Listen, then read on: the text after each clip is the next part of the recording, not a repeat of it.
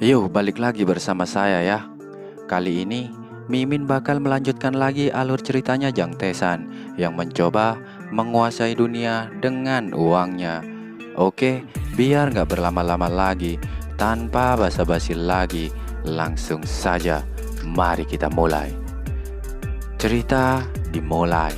Setelah di part sebelumnya pegawainya Pak Tua ini yang dikejutkan dengan identitas broker saham yang masihlah di bawah umur. Dan setelahnya, scene pun berpindah. Di sini, kita pun diperlihatkan salju yang sedang turun dan juga ada keluarga Jang Tesan yang sedang menikmati momen salju turun tersebut di sebuah apartemen yang mewah.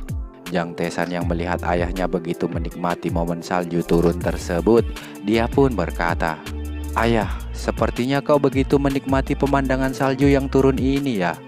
Ayah Jang Tesan pun mengatakan, "Ah, tidak juga. Kau mungkin akan mengerti sesuatu ketika kau pergi ke militer nanti, Tesan." Yah, karena di kehidupan sebelumnya Jang Tesan sudah pernah ikut wajib militer, dia pun sentak menjawab, aku juga tahu itu. Itu kan hanya kotoran putih iblis yang jatuh dari langit." Yah, perkataan Jang Tesan itu pun sentak membuat ayah Jang Tesan jadi sedikit terkejut dan mengatakan, bagaimana kau tahu?" Karena Jang Tesan di sini keceplosan, dia pun jadi mengalihkan pembicaraannya. "Ah, ayah, rumah kita kan hampir selesai direnovasi kan? Dan ternyata rumah Jang Tesan ini sedang dalam renovasi, makanya mereka pindah ke apartemen mewah tadi. Dan renovasi rumah Jang Tesan di sini sudah mau selesai." Ayah Jang Tesan di sini pun mengatakan, "Sepertinya kita bisa menempatinya dalam waktu sekitar 1 bulan. Namun karena tempat yang sekarang mereka tinggali ini begitu nyaman dan mewah." Adik-adik Jang Tesan ini pun berkata, "Opa, bisakah kita tinggal di sini setelah masuk SMA nanti?" Jang Tesan pun menjawab, "Yah, tentu saja. Tempat ini sangat dekat dengan SMA perempuan Jangju. Kalian bahkan bisa pergi ke sana dengan berjalan kaki." "Wah, benarkah? Asik!" teriak adik-adik Jang Tesan tersebut yang senang karena dibolehin tinggal di apartemen mewah ini. Lalu setelahnya mereka pun pindah ke dalam apartemen. Melihat potongan apel yang begitu bagus tersusun dengan rapi, adik Jang Tesan ini pun mengatakan, "Bagaimana ibu bisa memotongnya seperti ini?" Ibu Jang Tesan pun hanya tersenyum mendengarnya. Dan ayah Jang Tesan pun menjelaskan, ada banyak sinar matahari dan kualitasnya ditingkatkan dengan nutrisi alami yang baru ditambahkan. Jika begini, sepertinya koperasi akan menerima apel kita, kata ayah Jang Tesan ini yang sudah merasa bangga karena bisnisnya sekarang berjalan lancar, sembari dikupaskan apel oleh istrinya. Wah, ayah sekarang menjadi petani organik yang benar-benar hebat, teriak si kembar ke ayahnya. Lalu tak selang lama, ibunya Jang Tesan pun bertanya ke Jang Tesan, "Nak, gimana dengan tulisanmu? Apakah semua baik-baik saja?" Jang Tesan pun jadi terkejut dengan pertanyaan ibunya itu, dan hampir saja tersedak oleh buah apel yang akan Jang Tesan makan. Jang Tesan pun mengatakan dalam hati, "Kenapa ibu tiba-tiba bertanya seperti itu?" Lalu Jang Tesan pun bilang ke ibunya, "Tentu saja Bu, semua baik-baik saja. Dan aku juga baru menyerahkan 20 manuskrip tulisanku. Penerbit mengatakan tidak ada yang perlu dikhawatirkan. Hahaha," kata Jang Tesan ini dengan senyumnya yang kurang meyakinkan. Tapi adik-adiknya Jang Tesan yang mendengar perkataan kakaknya itu, mereka pun mengatakan, "Opa, kau keren sekali. Apa aku harus memberimu pujian, Opa?" kata adik-adik Jang Tesan ini yang begitu antusias. Kemudian tak selang lama, untuk mengubah topik dan agar ibunya tak bertanya terus mengenai pekerjaannya, Jang Tesan pun bilang ke ibunya, "Ibu, sepertinya ibu tampak semakin muda ya." Dengan tersipu malu, ibu Jang Tesan pun mengatakan, "Ah, Tesan, hentikan pujianmu itu. Kau membuatku malu. Ho, kata ibu Jang Tesan ini yang tampaknya senang dipuji oleh Jang Tesan. Jang Tesan pun berkata dalam hati, siapapun tahu, dia menjadi wanita paling cantik di daerah ini sekarang. Dan tak selang lama, Jang Tesan pun memberikan sebuah amplop ke adik-adiknya. Ternyata amplop itu berisi uang 200.000 won, yang sentak saja membuat adik-adiknya ini senang kegirangan. Mereka pun mengatakan, "Opa, kau memang yang terbaik." Melihat adik-adiknya yang begitu bahagia setelah dikasih uang tersebut, Jang Taesan pun berkata dalam hati, "Yah, benar, uang adalah kebahagiaan. Orang tuaku sering bertanya tentang uang. Mungkin mereka mengira aku bekerja sangat keras untuk menghasilkan uang itu. Tapi untungnya mereka tidak serakah dan bersyukur dengan semua uang yang kuberikan ini. Si kembar bahagia hanya dengan uang saku 200.000 won. Kalau kau makan berlebihan, kau akan merasa cepat bosan. Begitupun juga dengan uang. Semua orang sama, tapi hanya aku satu-satunya yang telah berubah banyak. Akhirnya asetku kemarin mencapai 100 miliar won. Karena keuntungan astronomis yang kuperoleh, perusahaan sekuritas mungkin akan tertarik padaku sekarang, sama seperti perusahaan sekuritas tempatku bekerja di masa depan. Kukuku, dan ini semua akan jadi lebih menarik mulai sekarang."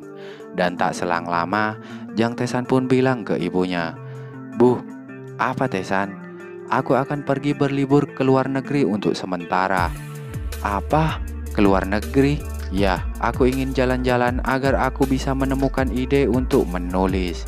Ibu Jang Taesan pun mengatakan, "Ah, itu apa kau akan pergi sendirian?" "Ya Bu, aku bukan lagi anak-anak." Hehehe.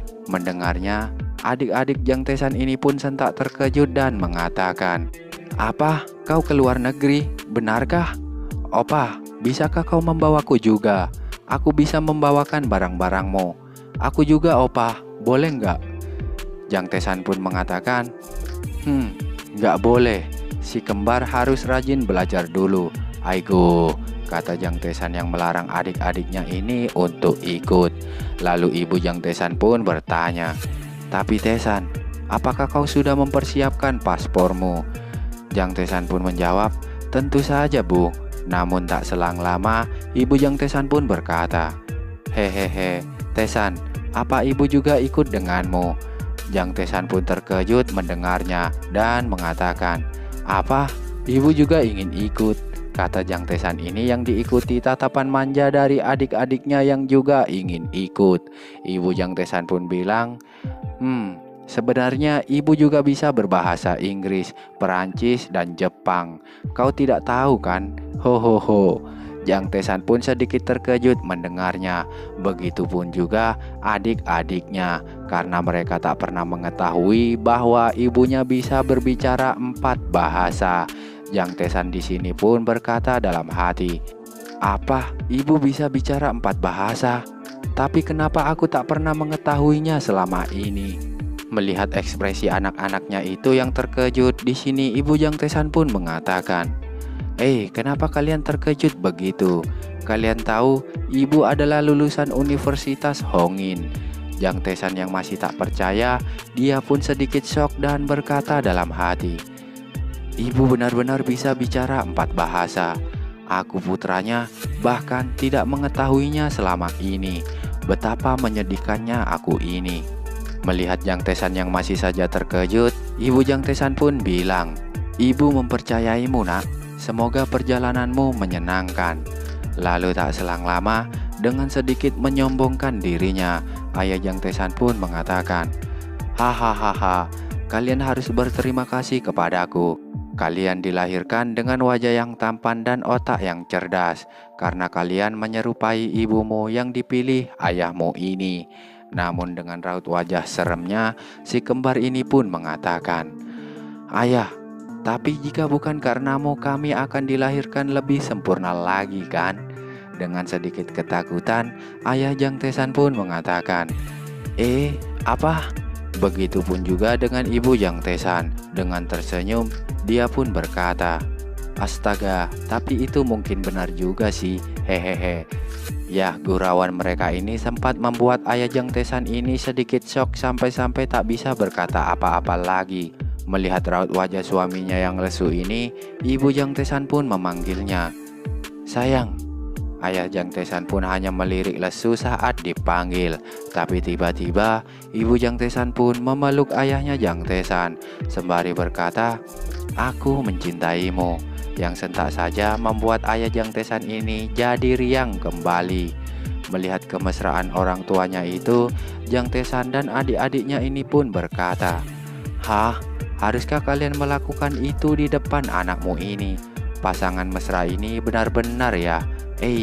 Lalu salah satu adik Jang Tesan pun juga ikutan memeluk ayah Jang Tesan sembari berkata, "Aku menyayangimu juga ayah." Dan adik Jang Tesan satunya pun juga mengatakan, "Wah, lihat ini, tanganku jadi merinding." Melihat suasana harmonis keluarganya itu, sentak membuat Jang Tesan pun tersenyum senang dan dia pun berkata dalam hati, "Benar, perasaan ini perasaan yang menyenangkan."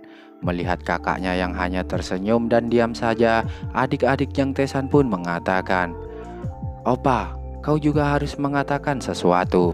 Apa yang kakak lakukan? Kenapa kakak hanya diam saja? Kemarilah, apakah kau malu, Kak?" "Baiklah, tapi jangan tarik aku," kata Jang Tesan dan adik-adiknya ini di balik jendela dengan turunnya banyak salju. Lalu tak selang lama, di balik kegelapan ini ada seseorang yang memanggil, "Anak muda, anak muda." Dan tiba-tiba Jang Tesan pun tersadar di tempat yang entah di mana. Dengan terkejut, Jang Tesan pun berkata, "Apa? Di mana ini? Apa yang terjadi?" Kemudian ada seseorang yang muncul di hadapannya sembari berkata, "Kau sudah bangun ya?" "Siapa?"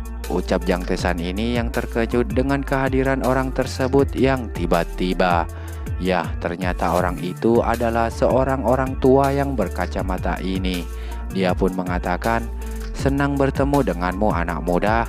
Jang Tesan pun yang masih terkejut pun berkata, "Kakek, kau siapa?"